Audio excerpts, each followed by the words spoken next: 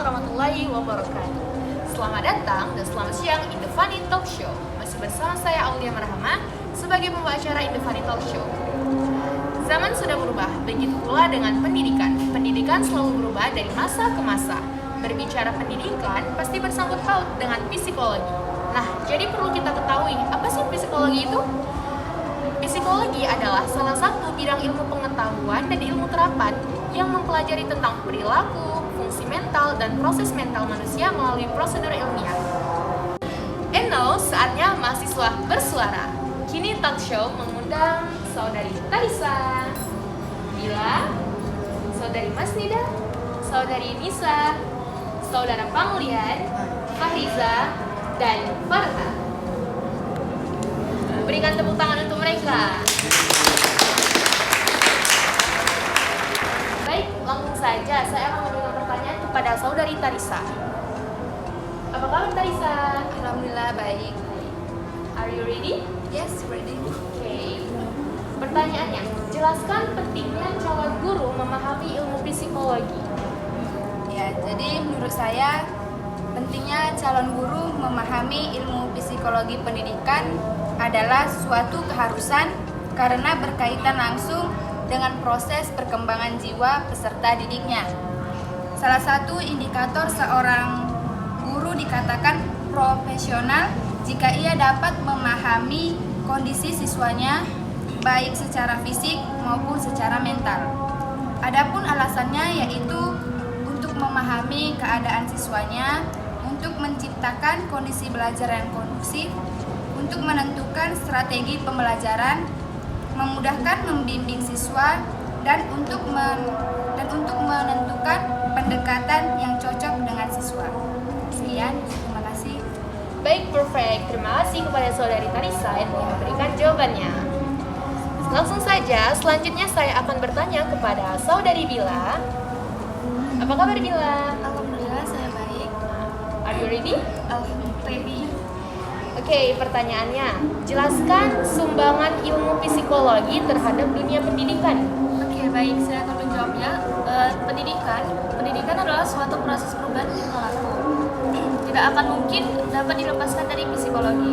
Nah, jadi pendidikan sangat berhubungan erat dengan psikologi dan juga manusia. Jika kita membicarakan tentang manusia, maka banyak sekali ilmu pengetahuan yang muncul berkaitan dengan eksistensi manusia. Contohnya sosiologi yang mempelajari kehidupan manusia dalam berbagai satuan kelompok kecil seperti urutan dalam satuan keluarga, satuan kelompok masyarakat, satuan kelompok sekolah, unit-unit pekerjaan, organisasi, dan lain-lainnya. Jadi sumbangan psikologi terhadap pendidikan itu sudah ada di kehidupan kita sehari-hari. Oke, bagus. Terima kasih kepada Saudari Bila yang telah memberikan jawabannya. Oke, next saya akan bertanya kepada Saudari Masnida. Apa kabar Masnida? Alhamdulillah baik. Are you ready? Ready. Pertanyaannya, sebutkan dan jelaskan tahapan perkembangan manusia beserta karakteristiknya. Baik, di sini saya akan menjawab pertanyaan dari saudari Aulia Marhama. Nah, seperti yang kita ketahui, manusia melewati proses pertumbuhan dan perkembangan dari waktu ke waktu. Tahapan pertumbuhan manusia terjadi mulai dari dalam kandungan, lahir, anak-anak, remaja, dewasa, hingga tua. Nah, di sini akan dibagi beberapa tahapan. Yang pertama, tahapan dalam kandungan. Di sini merupakan periode di antara pembuahan dan kelahiran. Dari hasil pembuahan terbentuk zigot yang berkembang menjadi janin. Yang kedua, tahap bayi. Tahap bayi dibagi berdasarkan usianya. Pada tahapan pertumbuhan manusia ini, bayi sangat bergantung pada orang tuanya.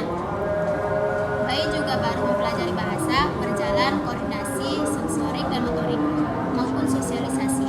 Bayi umumnya akan berkomunikasi melalui tangisan. Jika ia akan menangis, maka saatnya dia lapar, mengantuk, pokoknya penuh, hingga kepanasan atau kedinginan. Yang ketiga, fase anak-anak. Tahap anak-anak awalnya disebut juga sebagai prasekolah, yaitu usia 5-6 tahun. Yang keempat, fase anak-anak tengah dan akhir. Dan yang kelima, remaja. Tahap remaja adalah tahapan pertumbuhan manusia yang merupakan masa transisi dari masa kanak-kanak ke dewasa. Sebenarnya pubertas sudah terjadi pada usia pada 7 sampai 8 tahun. Dan yang keenam, fase dewasa muda. Fase dewasa muda membuat seseorang menjadi lebih prima. Yang ketujuh, fase dewasa tengah. Fase dewasa tengah adalah tahap pertumbuhan manusia yang menjadi usia 40 sampai 6 tahun. Dan kedelapan, fase lansia, dewasa akhir. Lansia mengalami penuaan.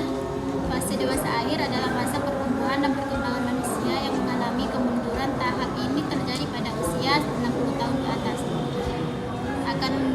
Akan mengalami perubahan penuaan yang ditandai dengan kulit menjadi keriput, masa tumbuh berkurang sampai menurunnya daya tahan fisik, fungsi kognitif dan psikomotorik. Lansia juga mengalami kemunduran. Baik, segitu jawaban yang bisa saya berikan. Masya Allah, bagus. Terima kasih kepada saudari Masnida. Oke, next. Selanjutnya saya akan bertanya kepada saudari Nisa. Nisa, apa kabar? Alhamdulillah baik. Are you ready? Ready. Oke. Pertanyaannya, berdasarkan pengalaman Anda selama belajar di sekolah, apakah anak yang memiliki IQ tinggi atau cerdas pasti akan sukses? Jelaskan alasan Anda. Baik, langsung saya kasih pendapat saya. Menurut pengalaman saya, IQ tinggi belum menentukan kesuksesan. Karena banyak anak yang IQ-nya tinggi, tetapi dia malas. Kemalasan itu yang menghalanginya menuju kesuksesan. Padahal dia sangat pintar. Tetapi ada juga dia emang pintar dan dia rajin. Itu kembali lagi ke pribadi masing-masing. Yang mana kebiasaan yang dia buat berawal dari orang tua dan lingkungannya. Kalau emang IQ dia tinggi dan orang tua selalu menyuruh dia untuk belajar, tidak menutup kemungkinan anak itu bisa sukses nantinya. Kesuksesan itu bergantung pada proses dan usaha kita untuk menggapai kesuksesan tersebut. Masya Allah, bagus banget. Oke, terima kasih kepada saudari Nisa. Oke, next. Selanjutnya saya akan bertanya kepada saudara Pangulian. Pangulian, apa kabar? Baik, Kak. Jadi pertanyaannya, sebagai calon guru bahasa Arab, inovasi pembelajaran yang seperti apa yang akan Anda buat untuk meningkatkan minat dan motivasi para siswa agar menyukai belajar bahasa Arab? Oke, baik Kak, terima kasih. Jadi pada dasarnya, semua hal itu memiliki metode-metode yang menyenangkan, termasuk begitu pun dengan cara belajar bahasa Arab. Seorang guru harus mampu menemukan metode-metode yang menarik dan menyenangkan untuk bisa menarik minat belajar para siswanya. Nah, yang akan saya lakukan jika suatu saat nanti saya akan menjadi seorang guru bahasa Arab adalah yang pertama, yaitu metode dengan cara menggunakan permainan. Nah, kita semua, para murid biasanya menyukai bermain. Biasanya baik laki-laki ataupun perempuan suka dalam bermain. Nah, kita bisa menggunakan metode bermain seperti berhitung dalam belajar bahasa Arab, kemudian menyebutkan nama-nama benda dalam bahasa Arab, dan sebaliknya. Kemudian adapun metode yang kedua yang dapat kita gunakan yaitu dengan cara menggunakan lagu. Nah, sebagaimana yang kita tahu pada zaman sekarang ini, lagu dapat dengan mudah kita temukan, baik lagu bahasa Indonesia, Inggris maupun bahasa Arab, seperti pada platform TikTok. Nah, pada platform ini kita bisa dengan mudah menggunakan lagu-lagu yang bahasa Arab sehingga kita bisa hafal lagu tersebut dan kita bisa mencari tahu apa arti dari lirik-lirik bahasa Arab tersebut. Kemudian adapun metode yang ketiga yaitu dengan cara praktik kepada teman. Nah, biasanya seorang murid atau siswa pasti mempunyai yang namanya bestie or best friend. Nah, jadi kita bisa melakukan percakapan pada teman kita, entah itu di kamar atau dimanapun dan kapanpun, karena kita bisa praktik dengan teman kita.